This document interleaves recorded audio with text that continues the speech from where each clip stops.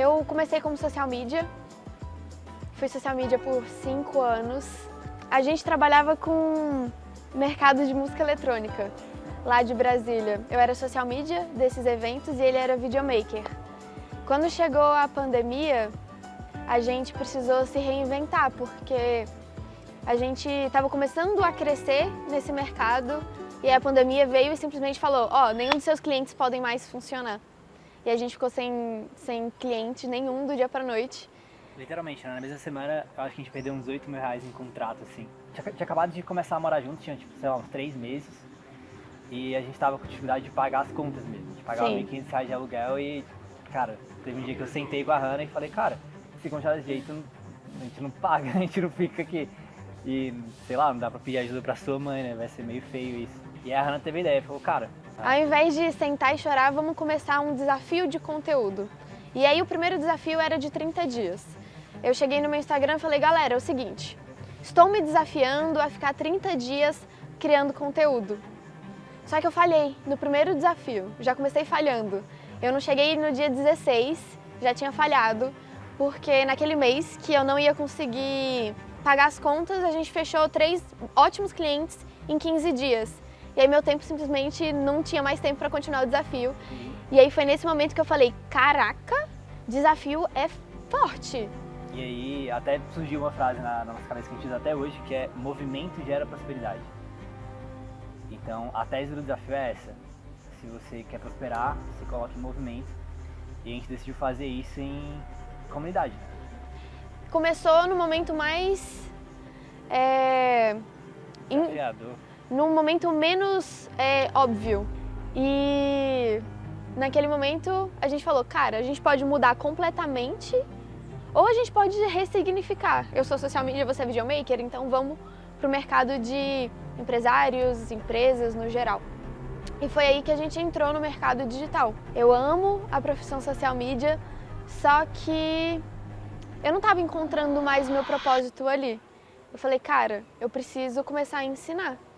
E aí foi aí, de fato, que a vontade de ensinar começou a vibrar muito e forte em mim, porque eu era social media, muitas amigas ao meu redor chegavam, me ensina essa profissão, me ensina a fazer isso, eu não tô feliz sendo arquiteta, não tô feliz sendo fisioterapeuta, quero começar a trabalhar com a internet. A partir daí a gente começou a ensinar tudo a partir de mentorias, né? A Hannah dava mentorias individuais e tal. E aí eu comecei a, junto com ela, formatar um produto. E desde sempre a gente pensou, cara, a gente não pode fazer simplesmente um produto, a gente quer criar uma espécie de comunidade. A gente sempre foi desenhando o que a gente ia fazendo com essa linguagem mesmo, para atrair um tipo de pessoas específicos e resolver o problema de um pequeno grupo específico de pessoas. E essa mentoria que era individual virou uma mentoria em grupo e depois se transformou no que a gente tem hoje, que é a comunidade Criadores do Futuro. Isso é um ponto muito interessante, porque eu sou uma pessoa, nós dois somos meio introspectivos e um pouco tímidos. E sempre foi, principalmente para mim, muito difícil de falar em público, de estar na frente das câmeras. Quando a gente começou a ensinar, eu fui percebendo que não tinha outro caminho. Eu precisava dar um jeito nessa minha vergonha. Se eu fosse continuar com vergonha, eu ia ter que fazer, apesar de estar com a vergonha, não ia poder não aparecer. E nessa eu comecei a criar conteúdo, e criando conteúdo chegaram mais mulheres querendo aprender a ser sociais mídias, e aí eu fechei a primeira turma de mentoria. Meu Deus, pensa no parto para dar essa primeira turma de mentorias. Tinha 5 pessoas, 6 pessoas, só que para mim parecia que era um auditório lotado. Tem um story da Hannah que ela tá tentando gravar, né? A mentoria, o celular dela fica tremendo assim. Sim, quando a gente finalizou essa primeira turma de mentoria, eu falei, eita, eu não morri, né? Interessante. E aí, segunda turma, terceira turma, e foi para 20 pessoas, para 40 pessoas. Depois de algumas turmas de mentoria, a gente aí sim criou a Criadores, com aulas gravadas e tudo mais. Aí passou para 40 pessoas, assim, todas as semanas ao vivo, e a coisa foi expandindo. A gente alcançou 250 alunos, e aí,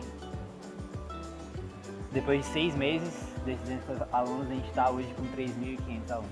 A gente já conhecia a Eduz, né? A Eduz era uma das maiores plataformas do mercado. Era uma plataforma que a gente confiava e que tinha condições que faziam sentido pra gente que estava começando. Então, foi isso assim, foi o lugar onde a gente se sentiu mais à vontade para começar. Pra gente que estava começando, era muito simples começar na Eduz. E depois de ter tido a oportunidade de estar aqui na sede de vocês, eu falei, cara, tá explicado. O que a gente antes só sentia por trás de uma telinha, tá explicado de onde vem essa energia de vocês. Porque a gente é muito da natureza, a gente é muito de tudo isso que a gente conheceu aqui. A gente prefere muito mais um riozinho do que concretos. Eu falei, é isso aqui que eu quero. Eu quero estar perto de pessoas e de empresas que são diferentes, assim como a gente, que fala, cara, estão falando que é por ali que eu tenho que ir? E se eu olhar por aqui? E se eu tentar fazer uma empresa que é totalmente alinhada com o meio ambiente? E se eu tentar fazer uma coisa que é humana, que tem princípios? E além de tudo isso, a abertura também, né? Eu sinto que a Eduz escuta a gente.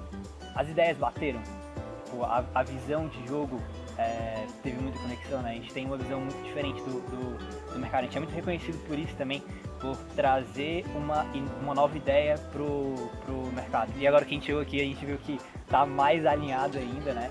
A gente acredita muito numa comunicação geral, assim, da vida, de forma sistêmica. Comunicação sistêmica. Que não é só sobre, não adianta eu vir aqui te ensinar como fazer um conteúdo melhor se você não tiver com a sua mente alinhada. Você não vai conseguir fazer um conteúdo melhor se você tem medo da opinião das outras pessoas. Se você estiver falando coisas erradas pra você, se você não tiver o mínimo de organização da sua rotina, se você não fizer um exercício físico, se você não comer melhor. Então a gente vem falando de mentalidade, de hábitos, de princípios, de subconsciente, de conteúdo, de criatividade, de storytelling. É incrível. Não importa o que é sucesso pra você, mas sucesso. Você alcança o seu sucesso quantos mais desafios você vai fazendo. Esse desafio que está rolando agora, eu sinceramente já perdi a conta. Eu vou falar sexto, mas pode ser sétimo. Sétimo desafio que a gente faz na nossa vida. Começou antes de existir Criadores do Futuro. E aí, o que eu tava falando é que a gente já fez muitos desafios mesmo. Toda vez que termina um desafio, a gente não está mais em desafio, eu sinto que a vida, ela perde a graça. E é muito legal porque tem uma frase que eu escutei esses dias que explicou o motivo pelo qual eu gosto tanto de desafio. Intensidade distorce o tempo. E aí, quando eu falo que você alcança o seu sucesso, quantos mais desafios você faz, tudo se explicou por conta dessa frase, porque se eu fico 30 dias, parece que eu tô há 3 meses. Se eu fico 32 dias, parece que o último desafio que a gente fez, que foi o que explodiu tudo, foi de 32 dias. Só que parecia que a gente estava o ano inteiro em 32 dias, porque foi muito intenso. E aí, foi nesse último desafio de novembro, de 32 dias, que a gente acertou vários vídeos. O meu perfil, ele cresceu de 17 para não sei quantos centenas de mil seguidores em desafios. Aí agora a gente começou mais um, só que agora de 69 dias. A gente tá muito no início e é muito louco, né? Esse mercado nosso é muito acelerado. Então, exemplo, a gente tem a Criadores do Futuro há 1 ano e meio e as coisas começaram a fluir mesmo de 6 meses pra cá. Então, planos pro futuro, eu acho que é permanecer feliz a cada passo e impactar o máximo de pessoas possível. Ao invés de você olhar para dentro, olhar para fora, olha para dentro primeiro. Então, planos para o futuro, eu acho que impactar pessoas diferentes para elas impactarem o mercado com a diferença delas. Para ter mais gente única, né?